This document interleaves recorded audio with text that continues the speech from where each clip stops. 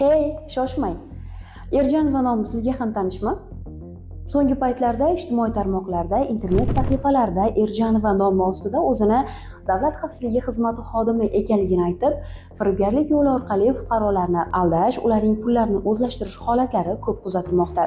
Diqqat qiling, firibgarlar avvalo siz haqingizdagi ma'lumotlarni to'plashadi.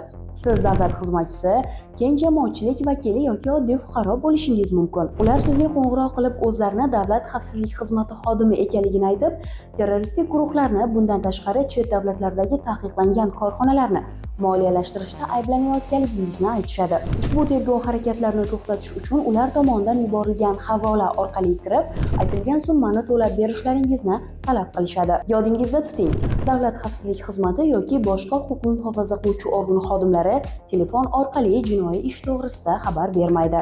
Agarda sizda ham shunga o'xshash holatlar sodir bo'lsa, darhol qo'ng'iroqni yakunlang. Javob bergan taqdiringizda 112 qisqa ishonch raqamiga yoki ichki ishlar organlariga xabar bering.